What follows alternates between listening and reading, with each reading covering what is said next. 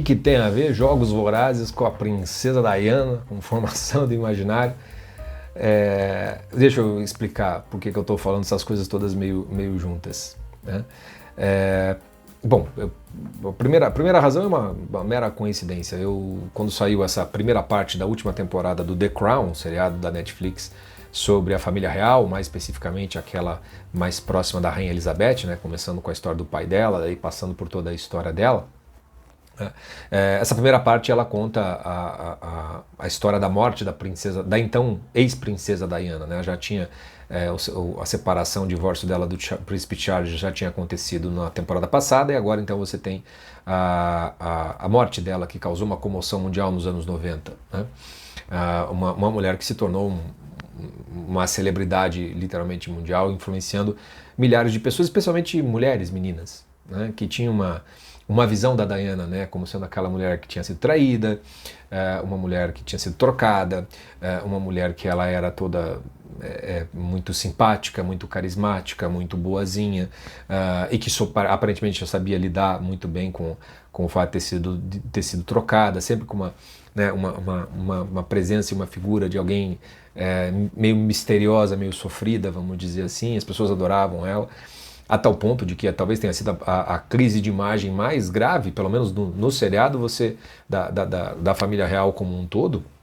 Acho que foi a crise de imagem mais grave pelos quais a rainha teve de passar, a família como um todo, porque eles literalmente foram sendo, né, pelas circunstâncias, colocados como os grandes vilões de uma história, a ponto da própria rainha capitular e ter que fazer um vídeo, e ter que tratar a Diana na morte como se ela ainda fosse princesa, coisa que ela não era mais, né?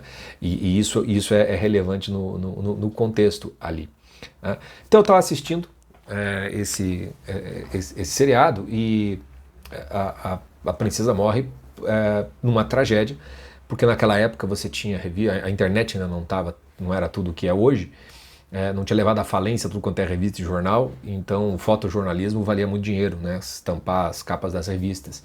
Então os paparazzi ficavam ali esperando, né, para conseguir vender as suas fotos, e por isso literalmente perseguiam, stalkeavam, né, as celebridades, as figuras, e talvez nenhuma outra naquela época era mais famosa do que a Diana, passando ali por um certo tipo de escândalo, porque o Charles estava lá com a Camila e ela estava meio que namorando com o Dodd Fayed, o herdeiro da Harrods, a famosa loja.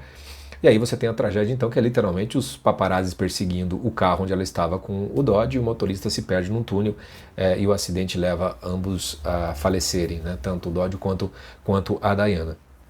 E por coincidência eu comecei a rever a trilogia original lá dos Jogos Vorazes, porque saiu um novo filme, né, desse universo, e eu queria rever os primeiros para poder assistir esse, tendo um pouco mais noção do que se trata. Eu mal me lembrava dos filmes, não tinha nada que tivesse me chamado tanta atenção assim da primeira vez. Mas dessa vez teve um elemento ali que me chamou a atenção, e acho que talvez tenha sido justamente por ter assistido a Princesa Diana, que era exatamente o elemento meio midiático que pode levar à morte, vamos colocar assim. Né? Nos Jogos Vorazes, que é uma trilogia de filmes, mas que são de 4 filmes, né? Porque o terceiro é dividido em 2 partes, a gente tem a personagem principal, a Katniss Everdeen, em que ela vai se tornar uma espécie de princesa, né? Ela vai se tornar o grande modelo, né? A grande inspiração. E ela tem de jogar o jogo das narrativas midiáticas, tanto lá do dono do poder, digamos assim, como também dos revolucionários. As melhores coisas dos filmes, para mim o segundo é o melhor dos 4, e aqui não vai uma análise desses filmes, estou usando o mote dos dois, tanto da Diana como da Katniss, para poder falar daquilo que me interessa aqui. Que, principalmente no segundo, durante os Jogos Vorazes, que é uma espécie de Big Brother no qual as pessoas não são expulsas de casa, mas são assassinadas uns pelos outros, a Katniss, ela percebe que tem alguma coisa estranha com os aliados que ela forma ali no jogo, e ela percebe que eles estão parecendo mais lhe proteger do que outra coisa. Tem alguma coisa acontecendo e ela não sabe. E depois ela vai descobrir que tinha de fato, né, estava sendo construída uma narrativa para tentar combater, né, a tirania da capital, né, do poder. Né. Então ela estava sendo manipulada pelos rebeldes, pelos revolucionários.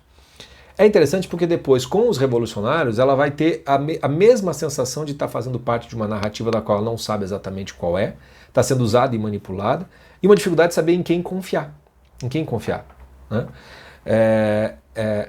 é a coisa mais legal, porque você, como espectador, também fica na dúvida. Fala assim, será que esse cara está realmente do lado dela ou não está? Quem está sendo sincero? Quem está sendo real ali, no final das contas, para a Katniss, né? E ela mesma vai ter que acabar jogando o jogo, né? Vai ter que fingir ser o que ela não é, vai ter que fingir amar quem ela ainda não ama, mas vai acabar amando, fingindo que ela tem certos interesses e certas simpatias que ela de maneira alguma tem. Ela faz uma verdadeira turnê pelos, né, distritos, como se diz lá, fingindo ser aquilo que ela não é e se incomodando profundamente com essa distância entre a mentirada que ela tinha que parecer com a verdade daquilo que ela era, né, no final das contas. Só que isso não era somente quando ela servia à tirania da capital, mas também quando ela estava no grupo dos revolucionários, né? No último filme você tem mais ou menos a mesma estrutura do segundo, que é um grupo que supostamente é aliados e ela fica na dúvida se eles são realmente aliados. Se eles não estão ali para agora terem dela o que precisam, que é uma imagem, para depois se livrar dela, literalmente falando. Então esse jogo de imagens, esse controle dos outros através de narrativas, né, tá no centro dos jogos Vorazes. E ao assistir isso me lembrava muito da Princesa Diana, porque ela sabia jogar o jogo voraz da mídia também, né? Quando ela se separou do Príncipe Charles, embora ela o amasse, ela claramente saiu como a grande vítima. Ela soube usar muito bem essa imagem de vítima, que em certo sentido ela foi de fato, né? Sem dúvida alguma, né? Então ela era muito simpática, ela era muito carismática, ela era um tanto quanto misteriosa, ela era um tanto quanto triste, ela era um tanto quanto íntegra na imagem dos outros. E ela se tornou um certo modelo, né, uma influência para muitas meninas, muitas mulheres, né? O imaginário de princesa já está aí há muito mais tempo, mas ela encarnava muitas coisas, né? De feminilidade, de uma série de outras coisas, né? Mas também de uma certa modernização, digamos assim, da ideia da princesa, da realeza. Ela também, né, usava biquíni, ela também saía, né, tinha uma outra forma de lidar com o público que não era tão antigo, vamos dizer assim, como era com a Rainha Elizabeth. E o fato é que depois que ela deixa de ser princesa, e esse é o grande... Se você não assistiu The Crown da Netflix, eu recomendo fortemente que você assista. Primeiro que o seriado é belíssimo, né? Toda a realeza está presente no próprio seriado, né? No jogo de luz, nos enquadramentos, na fotografia, nos cenários, assim, é uma temporada melhor do que a outra nesse sentido. Os atores são maravilhosos, pouquíssimos saem fora da curva, roteiros muito bem feitos, um ou outro mais irregular, mas em geral muito bons, de uma tal maneira em que você consegue literalmente entender o que é fazer parte de uma realeza, que é de alguma maneira você abrir parte da sua própria vida, dos seus gostos, dos seus desejos, para viver em função daquele símbolo, daquela imagem, no final das contas, que é preciso ser mantida, né? E isso vai ter uma série de dramas existenciais dentro desse contexto. Alguns dos membros dessa família não vão conseguir se enquadrar naquela imagem. Então há sempre meio que uma tragédia presente. Aqueles que melhor se enquadram são aqueles que mais deixam de ser quem eles são em certa medida. Deixando muitos dos seus sonhos, dos seus planos de fora para viver em função daquele símbolo maior. E o fato é que se você sai da família, você não representa mais absolutamente nada daquilo ali. Então já tivemos outros casos no próprio seriado até que chega a Diana. Por mais que não seja da vontade dela, ao divórcio ela deixa de ser princesa, ela deixa de ser realeza. No entanto, ela continua se comportando como se fosse para a mídia. Então, nesse seriado ela vai visitar lá as regiões dos países onde teve a guerra da Iugoslávia, a separação da Iugoslávia, né, a Bósnia, a Herzegovina, a Sérvia, etc e tal, vai visitar as minas, e ela vai como se fosse uma viagem oficial de uma rainha, tal como os príncipes faziam, etc e tal, quando ela já não representava absolutamente mais nada. Ela representava uma certa imagem que ela passava para os outros, para todo mundo, como se ela fosse mais representativa até da realeza do que a própria realeza. Então, quando você conhece a Diana ali, pelo menos a do seriado, você vê que existia uma mulher com uma série de qualidades, mas que também era bastante imatura, que também era bastante deslumbrada com a coisa da realeza, que tinha ali na coisa da princesa o mais importante talvez do que qualquer outra coisa, embora ela fosse mãe, né, dos meninos, gostasse muito dos meninos, mas havia essa coisa de não deixar, tipo, perder o marido, mas não perdia o posto. Né? E você vai ver vários momentos em que ela sabe jogar os jogos vorazes da imprensa. Então tem uma situação lá em que o Charles faz um movimento em que ele iria ir para as capas dos jornais no dia seguinte, que quando a Diana percebe que vai acontecer isso, né, o que aconteceu isso num dia, ela imediatamente vai de biquíni falar, numa lancha, falar com os paparazzis, se deixar fotografar de biquíni e pedir por favor para que eles parem de perseguir, porque eles querem ficar de férias, ela com os filhos. Resultado, tudo quanto é jornal e revista posta as fotos dela e aquilo que o Charles tinha conseguido mediaticamente foi literalmente engolido por ela. Ela sabia jogar aqueles jogos vorazes, mas é justamente aí que ela será engolida por esses mesmos jogos vorazes. Por ela se colocar nessa posição, por ela permanecer mantendo uma imagem da qual ela já não era mais, não mais representava da realeza, ela vai acabar sendo morta literalmente por essa mídia que ela tanto sabia utilizar em alguma medida. Quando aquilo começa a ficar sufocante, ela tenta escapar, já não há mais como escapar. Há uma tragédia que aconteceu por uma vida sendo vivida em forma de uma imagem que muitas vezes não correspondia à realidade de quem ela era. Quando você conhece a princesa Diana do seriado, sempre lembrando que eu estou falando do seriado, não da vida real, pode ser que haja diferenças, mas no seriado era uma mulher profundamente sozinha, profundamente carente, profundamente machucada, né? Mas que era muito dócil, que era muito delicada, que era muito sensível, né? Que era carismática, né? Que tinha uma certa leveza e uma certa abertura, que tinha dado à realeza, né? Algo mais próximo da contemporaneidade. E ela foi tão bem sucedida nisso, né, que a própria rainha sofreu muito. Foi, acho que a pior crise de imagem, pelo menos da série histórica mostrada no seriado, que a rainha teve de enfrentar. E ela foi vencida pela princesa Diana, né, porque ela teve que dar à princesa Diana áreas de fato de princesa quando ela morreu, tendo de falar ao público. Não era apenas a mãe dos meninos futuros príncipes, futuros reis, né, príncipes já eram futuros reis, mas era uma qualidade maior do que parecia. E isso foi tão forte que até hoje a atual rainha, que é a esposa do rei Charles, né, a Camila, em nenhum momento ela conseguiu nem chegar perto do que era a imagem, né, da Diana como a futura rainha ou a princesa. Até hoje ela é assim. E aí eu volto para a razão de eu falar dessas duas coisas aqui.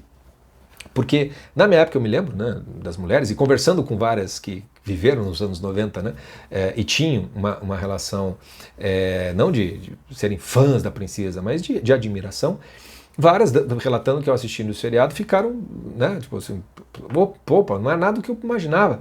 Tinha algumas coisas ali que não era exatamente o que eu pensava que era, etc e tal.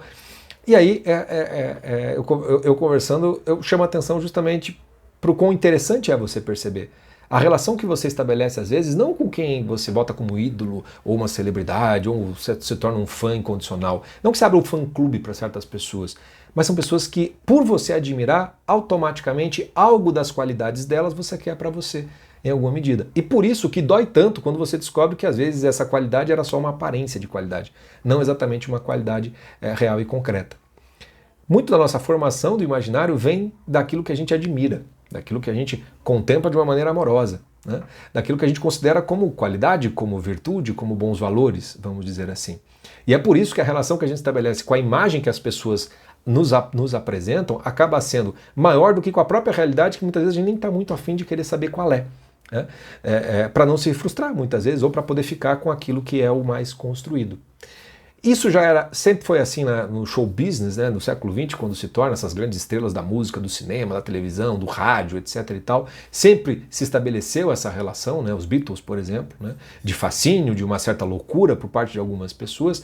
Mas mesmo que você não tenha nada a ver com isso, certamente você admira algumas pessoas, você os toma às vezes por modelos, né? E a relação que você estabelece é muito de uma imagem que você às vezes projeta e você constrói, ou que é projetada de lá para você, vinda da própria pessoa, que às vezes não é a própria realidade. Isso talvez não fosse lá um grande problema até o surgimento das redes sociais. Quando a gente tem todo mundo, de certo modo, sendo a sua princesa Diana do seu perfil, mostrando a imagem que quiser e às vezes conquistando e angariando milhares e milhares, né, de voyeurs, de espectadores da sua vida, quando você vai para os stories e está todo mundo fazendo a vida real, de certo modo, sendo mostrada, a sua rotina, etc. e tal.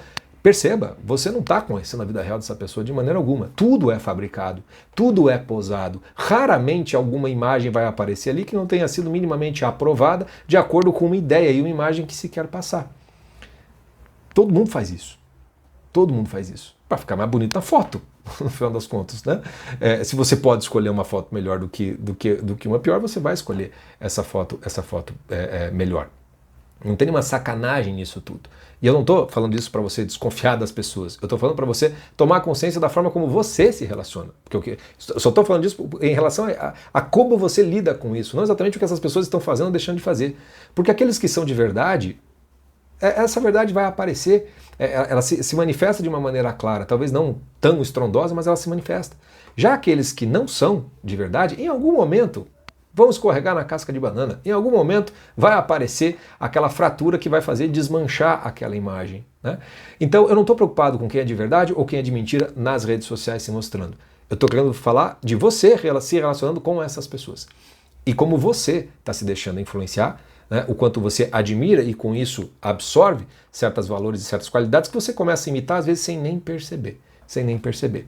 Então, a minha preocupação não é com a imagem que os outros estão passando, mas com a imagem com que você está passando e como você se relaciona com a imagem que os outros estão passando.